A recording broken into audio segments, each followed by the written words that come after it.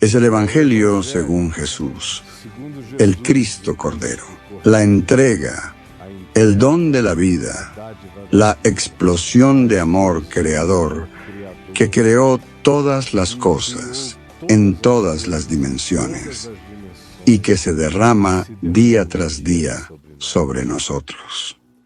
Hoy leeremos Santiago en el capítulo 1.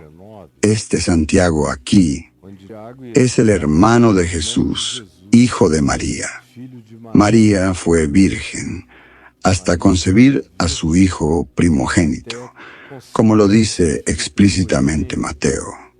Y las Escrituras, los Evangelios, nos dicen que Jesús tuvo muchos hermanos y hermanas después de él, y los apóstoles dan testimonio de esto. El libro de los Hechos de los Apóstoles también.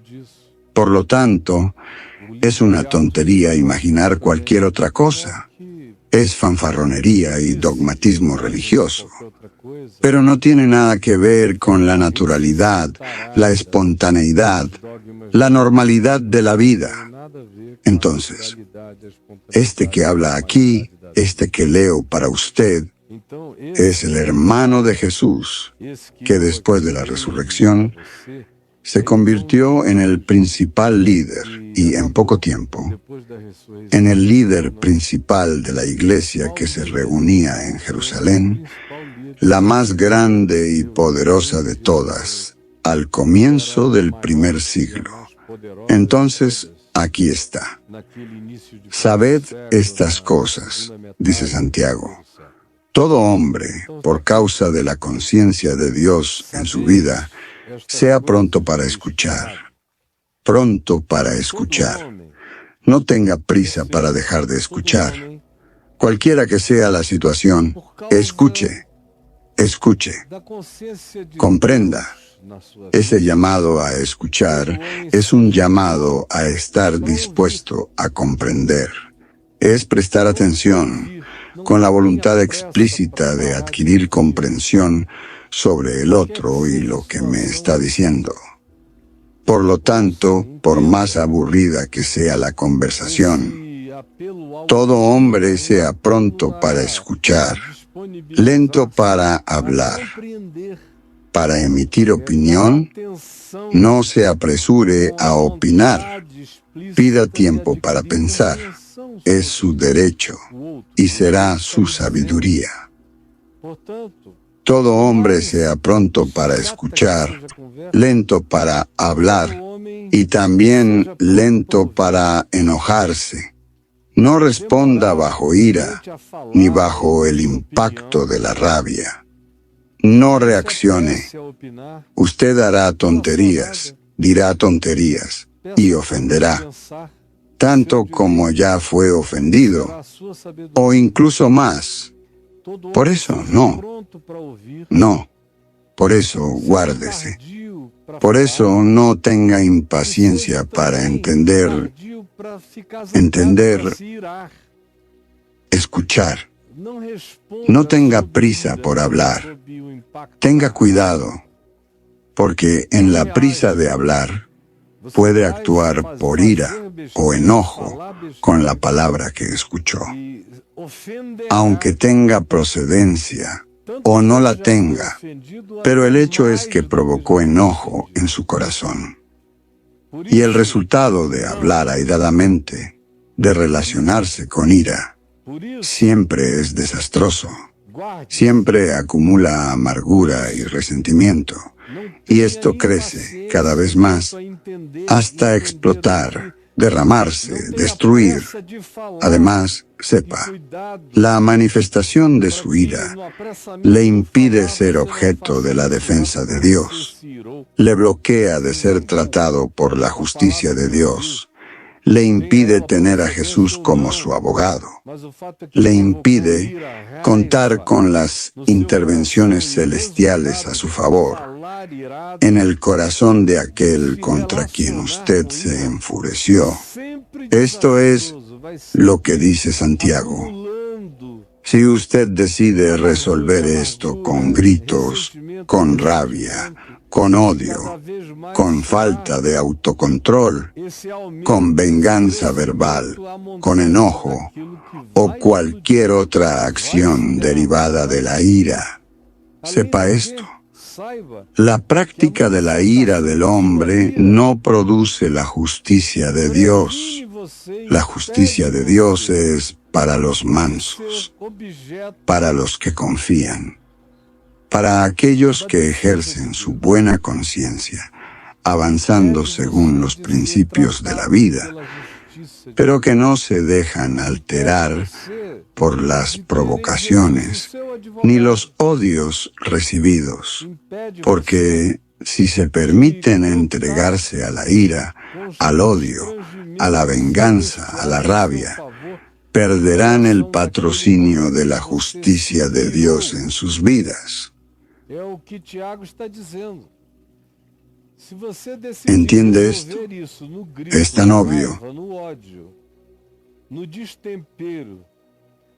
Por lo tanto, ya que es así, lo que dice Santiago es: deseche esto, despoje toda impureza, sentimientos maliciosos, perversos, sin amor, sin empatía, sin misericordia, provocados, engendrados, concebidos por la ira, por la amargura, ya que si usted permanece así, perderá el patrocinio de la justicia de Dios. Entonces, por esta comprensión, deseche toda impureza y toda acumulación de maldad. Es como un dique lleno, acumula y acumula, hasta que un día todo se derrumba sobre usted. Por eso, límpiese, deseche este peso y acoja. Decida acoger la mansedumbre. Acoja el espíritu de la mansedumbre, el espíritu del autocontrol, porque esa es la palabra. Acojan con mansedumbre y humildad la palabra implantada. El Evangelio debe haber sido implantado en mí. Su naturaleza debe existir en mí. Por eso no dé lugar a aquello que solo es tierra, un acumulado de maldad que ahoga la palabra en nosotros implantada. Por eso, despoje esas cosas y acoja con mansedumbre, con un corazón humilde, la palabra del Evangelio implantada, la cual es poderosa para salvarnos completamente, para realizarnos, para garantizarnos, para hacernos mentalmente saludables, emocionalmente saludables, relacionalmente curados y saludables. Esto aquí es una palabra de psicología eterna. Solo no entiende quien no quiere. Transformaos, pues, por todo lo que está entendiendo. Transformaos en practicantes. Porque si usted practica estas verdades, se hará bueno en ello. No sean solo oyentes, engañándose a sí mismos, pensando que oír la información, sin practicarla, produce algún bien de Dios en su vida. Jesús dijo: mis discípulos son aquellos que oyen la palabra de mi Padre y la practican. Y la palabra del Padre es el Evangelio, enseñado y encarnado por Jesús.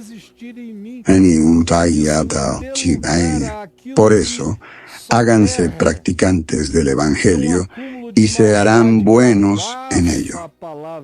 No sean solo oyentes pensando que esto es suficiente, porque no lo es. Hay personas llenas de información, caminando en la locura del antievangelio, llenas de odio, ira, amargura, envidia. Sin reconocer el don de Dios que viene del cielo, descendiendo del Padre de las luces, en la vida del hermano diferente a ellos. En fin, hay tantas personas llenas de información y perdidas en los laberintos de la perversión. Perversión producida por el odio, por la amargura, por la indiferencia, por la antipatía. Como dice aquí Santiago, la impureza y la acumulación de maldad necesitan ser sustituidas por la mansedumbre, que acoge la palabra implantada y que es poderosa para provocar en nosotros salvación integral. Transformaos, pues, en practicantes de la palabra y no solo oyentes, engañándose a sí mismos con este engaño diabólico. Porque si alguien es solo oyente de la palabra y no practicante, se asemeja a una persona que contempla en un espejo su rostro, ve su cara, ve sus deformaciones, ve su creciente decadencia, ve su rostro en el espejo, reconoce lo que está pasando, porque la información, la palabra como información, también llega y nos refleja. Nos vemos a nosotros mismos, nos contemplamos, pero después, inmediatamente, dejamos de prestar atención. Hacemos otra cosa, lo dejamos atrás, lo olvidamos. No queremos pensar en lo que nos provoca. Al contrario, salimos y hacemos todo para olvidar. Olvidamos quiénes éramos y hacemos todo para no vernos, para no reconocernos. Porque al admitir quiénes somos delante del espejo de la palabra, necesitaremos practicar, convertirnos, cambiar y caminar conforme a la ley de la vida según el Evangelio. Y la mayoría ni siquiera quiere pensar en esto, ni siquiera quiere reflexionar.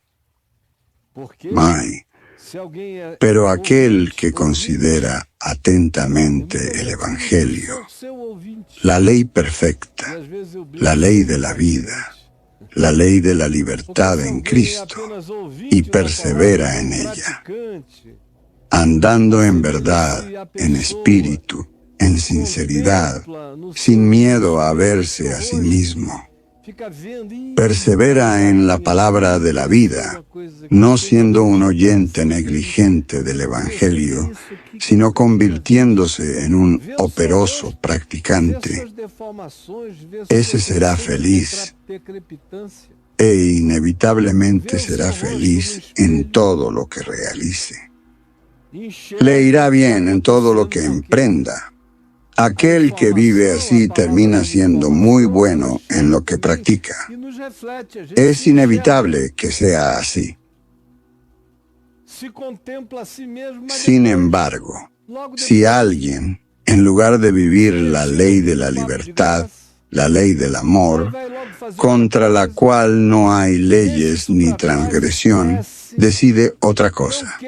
Si alguien quiere y supone que es posible añadir algo más a lo que ya está hecho y consumado, porque se supone, se juzga, se imagina extremadamente religioso, y con ello piensa que es superior a cualquier otro individuo, incluso a aquellos que con simplicidad, sin ser religiosos, son operativos, practicantes de la palabra del Evangelio, implantada como verdad en el corazón. Hay personas que dicen, no, esto no es suficiente para mí, tiene que haber más. Y suponen que ese más es convertirse en extremadamente religiosos. Por eso, Santiago dice, si alguien supone ser religioso, dejando de refrenar su lengua, de dejar de decir tonterías, no siendo pronto para escuchar, lento para hablar y lento para enojarse, pero suponiendo ser religioso. Ese deja de controlar su lengua. Antes bien, es hablador, chismoso, mentiroso, divulgador de malas noticias sobre el prójimo, sobre los demás. Tiene placer en esparcir la miseria, aunque lo haga pidiendo oración y con una cara muy piadosa. Si alguien supone ser religioso, dejando de refrenar su lengua, antes engañando a su propio corazón, con aquel sentimiento de piedad de serpientes venenosas y ponzoñosas, que sepa esto. Su religión es vana, es hueca, no es nada, no sirve para nada, porque la verdadera religión no pide templos, pide pobres. La verdadera religión no pide catedrales, pide huérfanos. La verdadera religión no demanda torres, demanda una mirada atenta hacia los que sufren, hacia los que yacen en los abismos, en las regiones y en los valles de la sombra de la muerte. Oh, porque la verdadera religión, si quieres saber, es aquella que se relaciona con Dios a través del amor al prójimo, porque Dios decidió ser amado en el prójimo. Porque si alguien no ama a su prójimo, a quien ve, ¿cómo amará a Dios a quien no ve? Ese amor a Dios a quien no veo es muy cómodo. Paso una hora quieto, sentado, cantando, alabando a Dios en algún lugar, y digo que salí amando a Dios, pero lo que hice fue salir convencido en mi narcisismo de superioridad piadosa, creyendo que soy superior a los demás hombres porque mi tiempo de alabanza a Dios en el templo es mayor que el de la mayoría. Pero esa religión es vana, porque Dios decidió ser amado en el prójimo.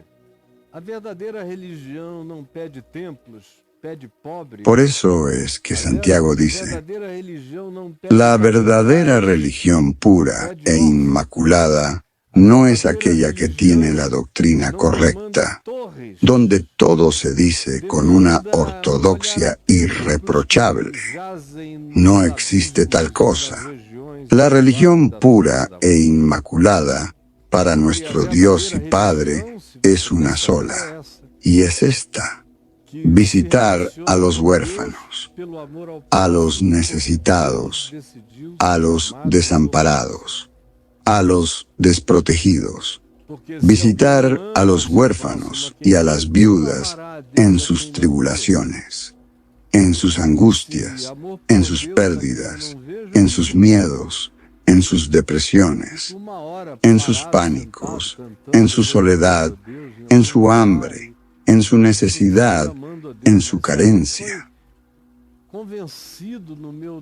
La verdadera religión pura e inmaculada para nuestro Dios y Padre es esta, donde el altar son los huérfanos, las viudas, los pobres, los necesitados, los afligidos, los refugiados, los atribulados. Sí, esa es la verdadera y pura religión. Es servir, es ver, es encontrar, es amar a Jesús en sus hermanos, huérfanos, viudas, angustiados, marginados, afligidos, enfermos sin cura, sin amigos, sin presencia, muriendo en la indigencia en un mundo superpoblado, incluso de cristianos, que pasan el día llenando templos, levantando las manos, pero no tienen ojos para ver al prójimo. ni manos para socorrerlo. Por lo tanto, vana es su religión si no es un practicante operativo del Evangelio de Jesús. Guárdese de todo lo que provoca ira, rabia, cosas que quitan de su mente el buen juicio, la sabiduría, la prudencia. Límpiese. Deseche toda acumulación de maldad, todos los resentimientos, todas las barreras acumuladas de amargura o de impureza pecaminosa en su corazón, porque eso destruirá lo mejor de su ser y carácter. Por el contrario, sustitúyalo por una acogida mansa de la palabra del Evangelio implantada en usted. Y practíquelo. Practique. No se conforme con recibir información. Practique. Practique. Cuanto más practique, más la palabra se plantará en usted, más fructificará en usted. Más natural será convertirse en un evangelio vivo en el mundo, y nunca se jacte de ninguna justicia propia, porque a Dios no le impresionan las horas dedicadas a la religión.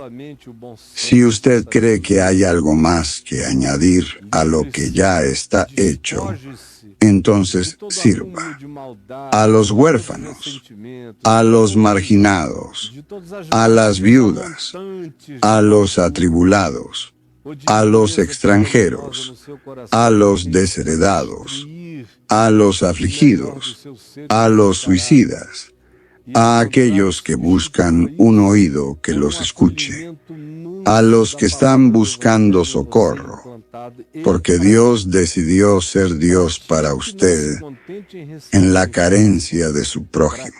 Señor Jesús, aquí está la palabra de vida dada de gracia para quien quiera vivir, para quien quiera practicar, para quien quiera probar, para quien quiera crecer, para quien quiera fructificar, para quien quiera ser feliz. Esta es la terapia. Esta es la espiritualidad eterna. Esta es la verdadera psicología perpetua. Esta es la sabiduría terapéutica que cura la vida y hace feliz al corazón. Llena los vacíos de la existencia inútil y sin sentido. Por favor, permite que la mansedumbre y la humildad de entendimiento lleguen a las personas, para que acojan esta palabra que hoy, en tu nombre, estoy implantando en ellas. En el nombre de Jesús. Amén.